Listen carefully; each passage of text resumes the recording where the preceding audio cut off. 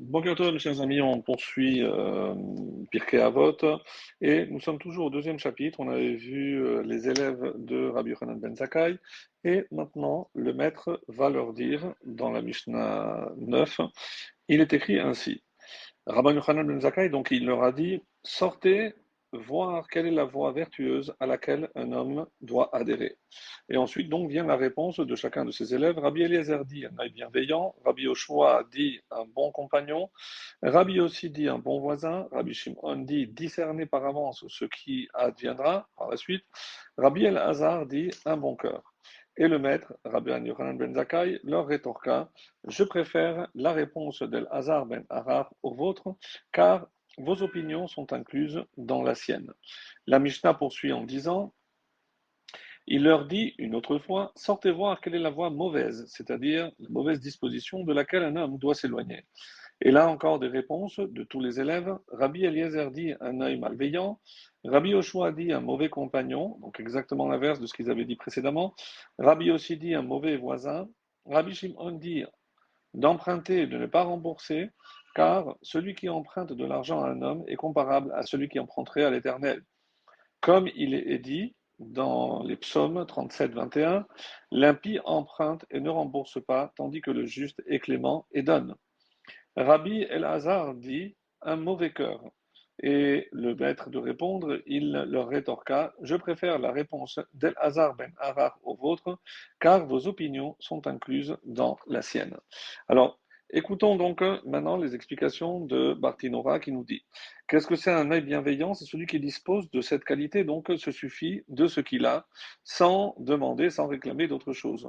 Il n'est pas envieux lorsque il voit que son prochain possède plus que lui. Un bon compagnon, cette qualité sans aucun doute supérieure à la précédente, car au-delà du fait de ne pas envier son prochain, il s'agit ici de celui qui reprend ce dernier lorsqu'il le voit faire un acte inapproprié, lui permettant ainsi de s'élever tant spirituellement que matériellement. Un bon voisin, encore, on peut dire, d'après l'explication de Bartinora, que cette réponse est supérieure à la précédente parce que celui chez qui on peut trouver jour et nuit, c'est-à-dire constamment, tandis que concernant un bon compagnon, on ne peut être chez lui à tout instant pour bénéficier constamment de ses remarques et de ses conseils. Et enfin, discerner par avance ce qui adviendra par la suite, il s'agit de celui qui, par sa clairvoyance et également par sa sagesse, est capable de déterminer ce qui se passera à l'avenir, ce qui lui permet de mesurer à chaque instant la perte financière généralement occasionnée par l'accomplissement d'un commandement par rapport au salaire spirituel lié à la réalisation de cette même mitzvah, ainsi que le bénéfice que procure la réalisation d'une transgression par rapport à la perte qu'elle provoque dans le monde futur, comme cela a été enseigné au début de notre chapitre à la Mishnah 1. Un bon cœur, en effet, le cœur est le moteur de toutes les autres forces, pardon, car il est la source d'où sont générées toutes ces actions. Ainsi, bien qu'il ait un membre dédié à la réalisation de chaque type d'action, il n'en demeure pas moins que la force motrice qui active tous les mouvements, nous dit Barthénora, provient du cœur. C'est pour cela que Rabbi Elazar a dit un bon cœur, c'est-à-dire un cœur tout orienté vers le bien, à savoir consacré à l'accomplissement de la volonté de Dieu à chaque instant.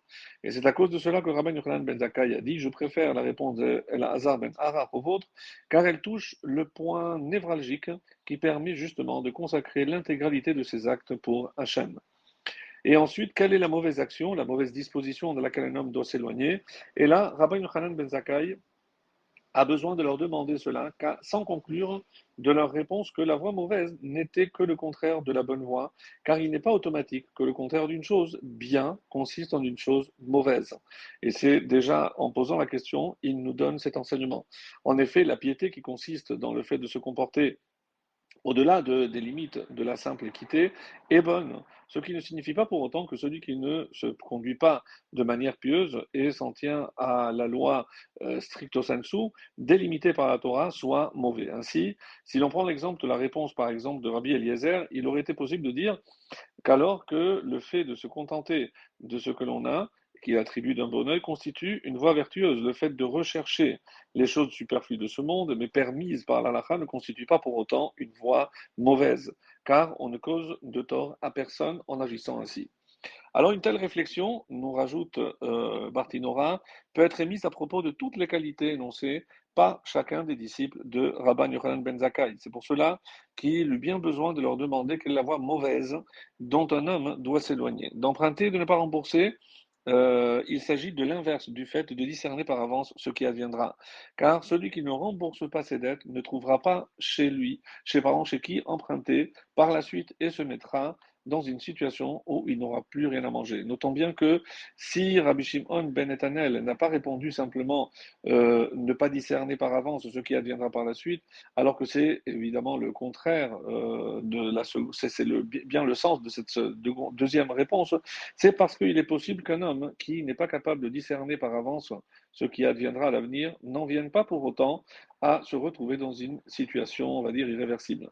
En effet, il est possible qu'il s'en sorte en fin de compte par un événement soudain et imprévu. Tandis que le juste est clément et donne, le juste dont parle le verset fait référence évidemment au Saint béni soit-il, qui est le juste du monde entier. En effet, c'est lui qui est clément et donne au prêteur l'argent que sa contrepartie lui emprunte, mais qui ne lui rembourse pas. Il s'avère ainsi que l'emprunteur, qui ne s'est pas acquitté de sa dette, reste redevable à Hachem, à l'Éternel, qu'il vole en fin de compte par son non-comportement, d'où son qualificatif justement d'impie. Pour reprendre le Midrash Shmuel, sortez, comme ça avait commencé Rabban Yochanan, sortez de votre subjectivité, nous dit le Midrash Shmuel, et essayez de définir en toute objectivité la qualité la plus importante pour un homme moyen. Chacun doit évidemment s'efforcer d'acquérir toutes les qualités énumérées.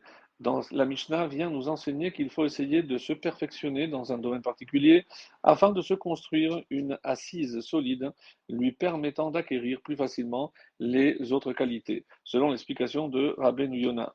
Donc, après on a dit un bon œil, un bon compagnon, chacun des élèves de Rabbi Yochanan ben Zakkai a indiqué la qualité qui lui paraissait la plus importante pour acquérir celle qui leur avait été attribuée par leur maître. Par exemple, Rabbi Eliezer ben Orkenos pensait qu'il était devenu une citerne cimentée grâce à son bon œil. En effet, un maître qui dispense généreusement son enseignement sans rien cacher à ses élèves mérite d'avoir une bonne mémoire. En outre, celui qui regarde d'un bon œil ses progrès dans l'étude a plus de chances de retenir ce qu'il a appris que celui qui n'est jamais satisfait de lui-même. Cette idée transparaît aussi dans le verset, dans Psaume 131, Éternel, mon cœur n'est pas gonflé d'orgueil, mes yeux ne sont pas altiers. Rabbi Yochanan ben Zakkai avait déclaré à propos de Rabbi Yoshua, heureuse celle qui l'a enfantée. Or, la femme est comparée au sol. Pour être animée de la crainte du ciel, un enfant doit être élevé sur une bonne terre. Par conséquent, Rabbi Yoshua a attribué à la piété de sa mère les qualités que son maître lui avait attribuées. Il affirma donc que l'essentiel était de se trouver un bon compagnon, c'est-à-dire une épouse vertueuse, d'après cette explication. Qualifié de pieux, de dévot par son maître, Rabbi Yossé déclara qu'il fallait être un bon voisin, car on doit témoigner d'une grande piété et agir en deçà de la ligne de la stricte justice pour avoir des relations de bon voisinage avec tous. Rabbi Shimon ben Netanel craint le péché parce qu'il sait prévoir l'avenir, conscient des conséquences fâcheuses de ses fautes, il les évite le plus possible. C'est grâce à son bon cœur, qui est aussi synonyme d'un esprit aiguisé, que Rabbi Elazar était devenu une fontaine qui se renforce sans cesse. Rabbi Yochanan ben Zakkai accorda sa préférence à cette qualité, car celui qui étudie de bon cœur sait prévoir l'avenir, devenir un bon voisin, choisir de bons amis et se montrer généreux envers les autres. Bon cœur est aussi synonyme de tolérance. Rabbi Yochanan ben Zakkai était convaincu que celui qui se montre tolérant envers ceux qui commettent des injustices à son égard possède certainement de nombreuses qualités. Ensuite, il leur dit quel est le mauvais chemin pour s'écarter. Et là, c'est ce qu'il dit. Donc, celui qui emprunte et ne rembourse pas fait allusion au pécheur qui emprunte ici-bas les plaisirs matériels sans penser qu'il devra les payer ensuite par de graves souffrances, comme l'enseigne une autre Mishnah dans Avot, troisième chapitre, la 16e Mishnah. Tout est donné sous caution et un filet étendu au-dessus de tous les êtres vivants. La boutique est ouverte et l'épicier fait crédit, le registre est ouvert, la main écrit, qui veut emprunter peut venir emprunter, mais les encaisseurs se présentent régulièrement chaque jour et se font payer. Le remboursement du prêt est inévitable. Le pêcheur peut décider de le payer spontanément par des jeûnes et d'autres actes de pénitence. S'il ne le fait pas, on lui fera payer ses dettes contre son gré. Emprunter à un homme, c'est comme emprunter à Dieu. En effet, termine le Midrash Moël, l'acceptation d'un homme égoïste par nature de prêter son argent sans être certain de le récupérer traduit son désir profond d'accomplir la volonté de Dieu qui a ordonné un tel prêt.